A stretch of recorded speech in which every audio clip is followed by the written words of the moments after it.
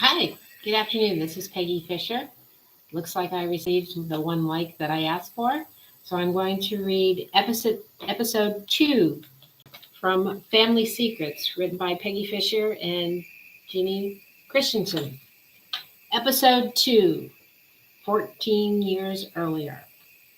Helen's childhood neighborhood. It was the end of the school year and the summer between elementary school and junior high.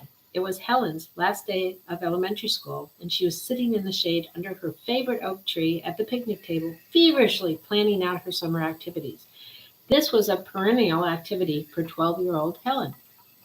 Ordinarily, Helen would have finished off her summer schedule by now and hung it proudly on the refrigerator, but she had allowed herself to get distracted by that boy, Tommy. A digression from tradition that she would forever forget.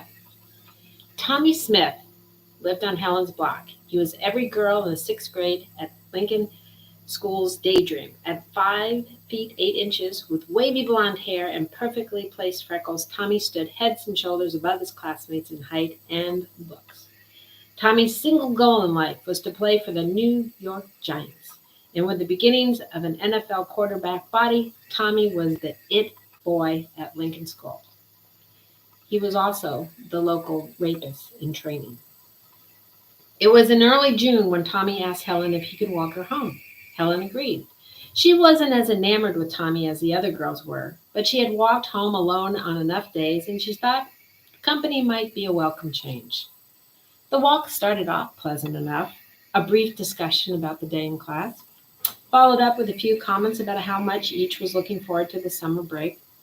Then there was that awkward moment when Tommy asked her if she wanted to play his favorite video game with him.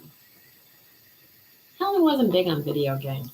Although she had watched her younger brother on several occasions when she was babysitting him, Helen had never played one. So no one was more surprised than Helen when she heard the words coming out of her mouth. Sure, I'd love to. Big mistake. For a 12-year-old boy, Tommy had some moves. Within 15 minutes, he had Helen out of her clothes, training bra and all. It was over before Helen could fathom what exactly happened.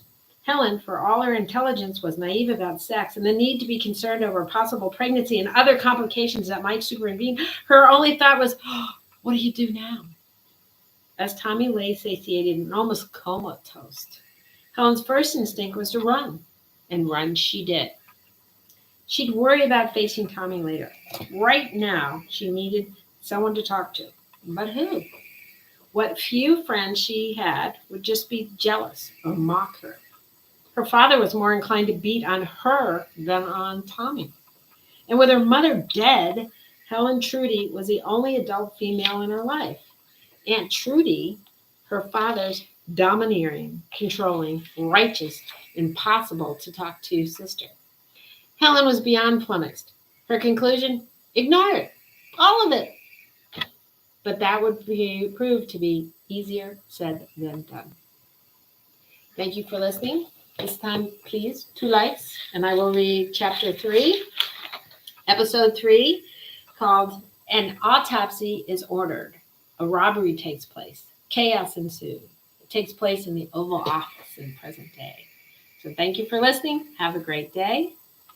And just 2 likes, 2 little likes. Thank you.